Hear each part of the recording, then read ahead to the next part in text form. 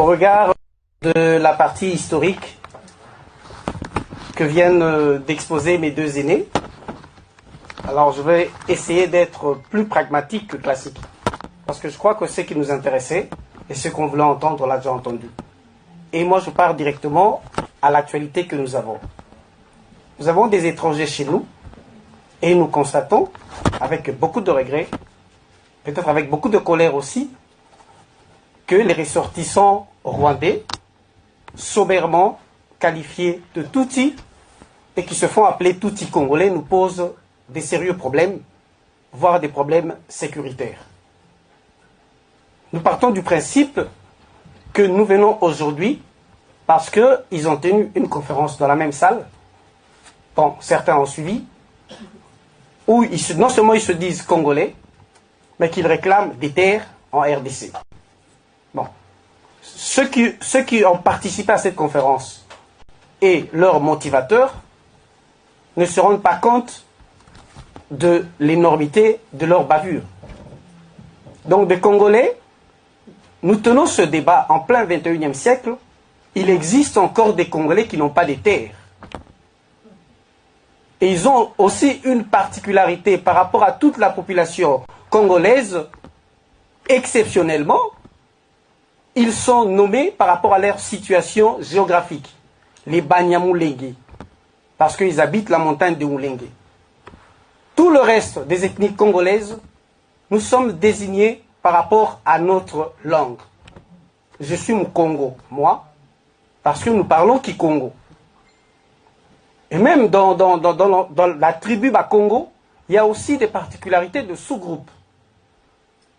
Je vais être plus rapide, je dirais, chez nous, et je vais la souligner, les tribus répertoriées par les colons belges sont partis quand même d'un travail énorme des historiens, des ethnologues, des sociogéographes, des linguistes, et j'en passe. Et tous ont retenu un principe. Les ethnies en RDC répondent à un principe trilogique. Un peuple, une langue, ensuite une terre. Ils n'ont pas de terre, ils parlent Kinyarwanda, donc la langue parlée au Rwanda, parce que les Kitutsi n'existent pas, les Hutus n'existent pas. Et d'emblée, par rapport à ces deux arguments, ils ne répondent pas aux critères de sélection pour être congolais. Je ne suis pas encore entré dans les détails.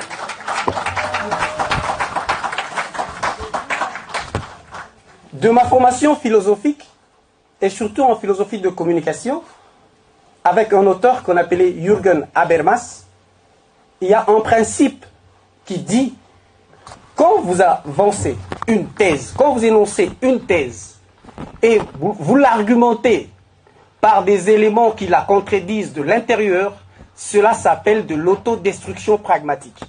Vous n'avez pas besoin d'une réponse, vous posez une thèse et vous l'éliminez vous-même. C'est ce qu'ils font. Ils sont congolais, mais ils ne parlent aucune langue du Congo, ils parlent la langue parlée au Rwanda. Et ils viennent en Belgique pour nous dire, dans cette même salle, pour dire qu'ils ont le soutien des États-Unis et de la communauté internationale pour réclamer les terres de Minembwe, de Rutshuru et d'Uvira. Est-ce que vous vous rendez compte du degré de cette bavure?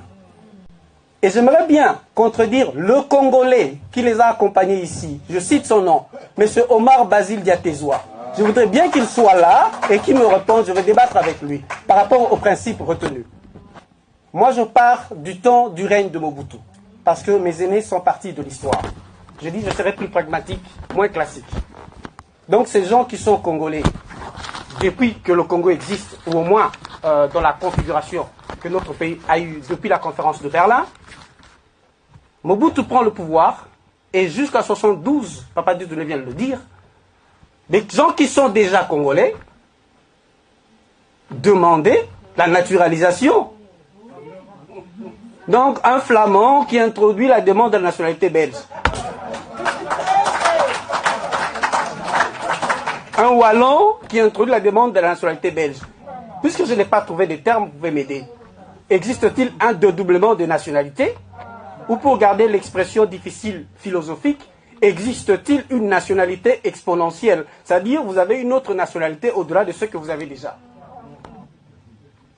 Et j'ai entendu certains Congolais, dans le débat de basse facture que nous vivons actuellement, de ce qu'on appelle la classe politique, j'ai entendu des gens dire qu'ils sont Congolais parce que Mobutu leur a déjà accordé la nationalité. Merci beaucoup. Reprends tes études à partir de l'école maternelle. J'entre en détail dans ce qu'on appelle les ordonnances polémiques de Mobutu.